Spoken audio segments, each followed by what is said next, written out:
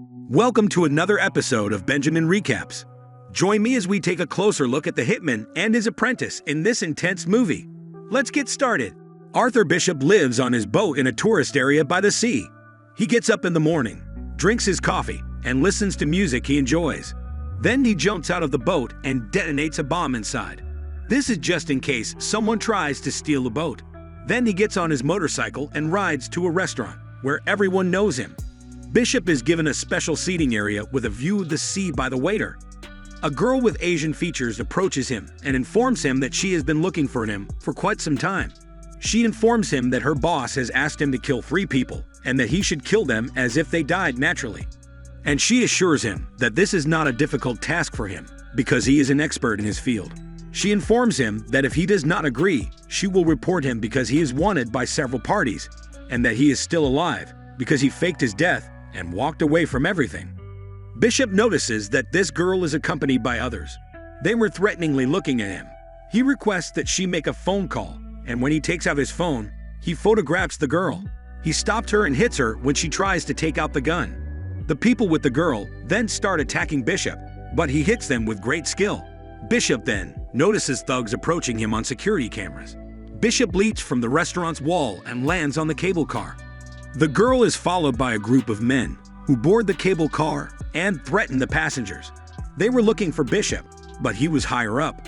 The girl shoots him and tries to board him, but Bishop jumps off and lands the tourists on a plastic plane. When Bishop returns to the boat at night, he observes it from a distance and notices the presence of 2 people on the boat who search it without hesitation. Bishop pulls out his phone and detonates a bomb on the boat. Then he goes to a location with large containers, opens one of them, and burns his passport and some personal information. Then Bishop travels to Thailand and meets a girl he knows who owns a tourist hotel on the island and takes him to a room he used to live in.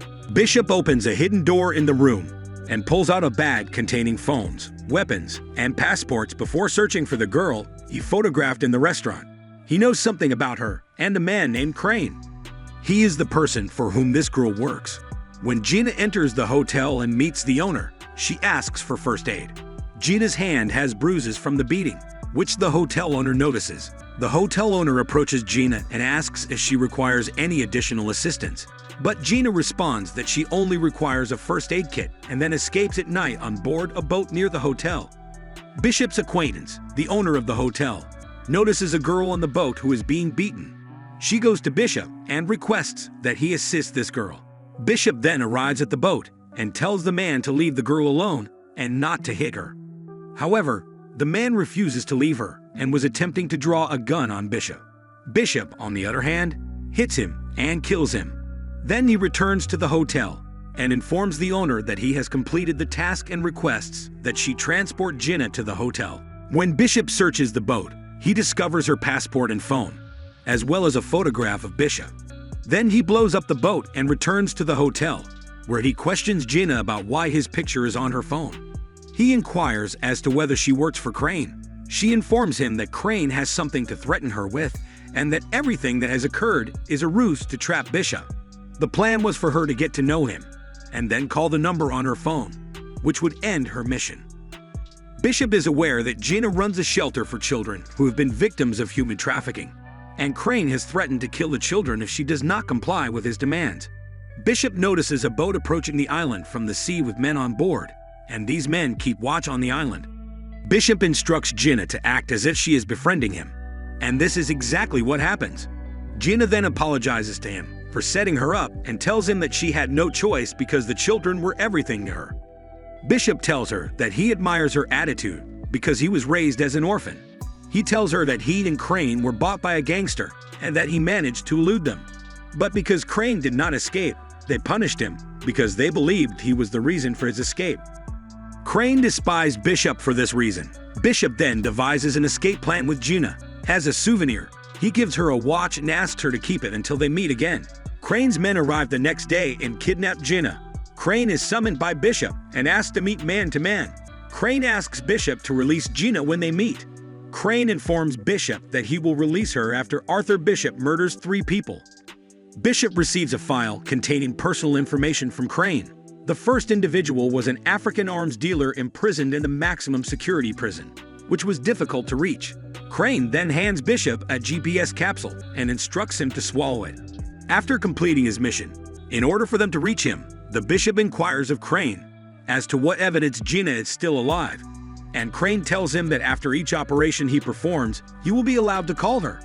He tells him that once he completes his last mission, they will send him her location. The Bishop then reviews the information about the prison where the first person is being held in Malaysia. The prison was located in the middle of the sea, which was teeming with sharks. The prison was surrounded by 100-meter-high cliffs. This means the task is difficult, and getting into prison is nearly impossible.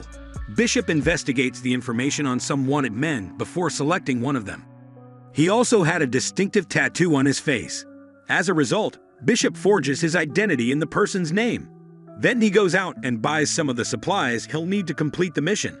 On the second day, he walks down the street, and he is arrested and taken to prison. Bishop recalls Crane telling him that if people hadn't died by accident, he wouldn't have come by boat to save him. Bishop observes that the arms dealer is not walking alone. He does, however, have people to protect him. Bishop approaches a prisoner and inquires about the arms dealer. The prisoner informs him that this individual is known as Krill and that he murdered Liberia's president. He told him that many people attempted to kill him while he was in prison. When a prisoner attempts to kill Krill, the Bishop defends him. Krill expresses gratitude to Bishop and extends an invitation to dinner. When Bishop encounters him, he murders him. Krill's death was determined to be the result of food poisoning. Bishop then blows up the prison wall and paints his body with a substance that repels sharks. He then swallows his GPS capsule and plunges into the sea. The captain of the boat receives word that Bishop has completed his mission, and they send him the location. Following that, Bishop speaks with Gina via video call, and she informs him that he has 36 hours to kill the second person or they will kill her. Gina is told by Bishop that no one can kill her. Crane sends information about the second person, Adrian, a billionaire who works in the mineral industry. But his main business is human trafficking, and he lives on the 58th floor of a skyscraper in Australia. And he tells him that this person's apartment is armored with a concrete wall, and all of his apartment's doors are bulletproof. Every entrance also has sensors and a fingerprint reader. Bishop pretends to be interested in renting the flat below this man's. Bishop makes a copy of the apartment keys and a detailed drawing of the apartment. Then he makes glass bombs, disguises himself as a maintenance worker, and breaks into the apartment whose keys he made. Then he exits the apartment and walks to the billionaire's apartment's glass pool. Bishop detonates the glass bomb before blowing up the swimming pool where the billionaire was staying, causing him to fall and die. And while speaking with Bishop, Gina makes a clever move by pointing the camera at the number of the boat she is in. Bishop can only learn the location of the boat through him. Bishop takes helicopters to the location of the boat. He enters the boat and kills some guards, but he is apprehended. Crane threatens Bishop and tells him that if he tries again, their agreement will be terminated. Crane then asks Bishop to complete the final mission, which is to assassinate a wealthy American arms dealer named Max, who has purchased a monument to Bulgarian communism. And this monument was built on a mountain, and inside the mountain was a submarine repair basin. These submarines are also outfitted with intercontinental missiles. No one was able to enter or exit this location, and everyone who tried died. Max increased his security defenses after the deaths of the two people killed by Bishop. Bishop had 48 hours to finish the job. Bishop discovers that Max has requested a medical helicopter. Bishop can hide beneath the plane, and when he arrives, he installs a device that disables the surveillance cameras. He defeats the present guards. When the guards try to send Max to the building's safe room, Bishop blows up the elevator. When Max walks into the safe room, he finds Bishop standing in front of him. Bishop agrees with Max to pretend to be dead in order to fool Crane. Crane must send his men to look for Max's body in order for them to find it. As a result, Crane will be alone in the boat, and it will be simple to kill him. Max's death was, in fact, staged. Then there's an explosion in the headquarters where Max works. When Max falls into the basin, the Bishop meets him there with an oxygen bottle, and they travel to an island. Bishop calls Crane and requests that Gina be released, but Crane refuses and requests to see Max's body. Bishop informs Crane that the body is in his submarine, which is docked. Crane directs his men to the submarine dock to ensure Max's death. Bishop was preparing the area for Crane's men by planting explosives everywhere. When Crane's men arrive, Arthur Bishop slaughters them. Crane monitors what is going on via security cameras. Bishop boards Crane's boat and slaughters all of the guards. Gina is wounded. Crane sets off the boat's self-detonation. Bishop locates Gina and places her in a survival pod, which separates from the boat before it explodes. Bishop engages in combat with Crane. The boat explodes after Bishop ties Crane with a chain. Gina has been rescued. Max and his men have been watching the extraction of the boat wreck from the sea. Then we see Gina with the kids, who is surprised to see Bishop in front of her. And, while reviewing the surveillance footage, Max notices Bishop hiding in the steel room, which is standard on any boat for emergencies. The film concludes here. That's a wrap for this week's movie recap of The Mechanic here on Benjamin Recaps. I hope you enjoyed diving into the world of an elite hitman and his apprentice. The twists and turns in this film kept me on the edge of my seat, and I hope you felt the same. If you liked this video, don't forget to give it a thumbs up and share it with your friends. And of course, make sure to subscribe to my channel for more movie recaps and reviews.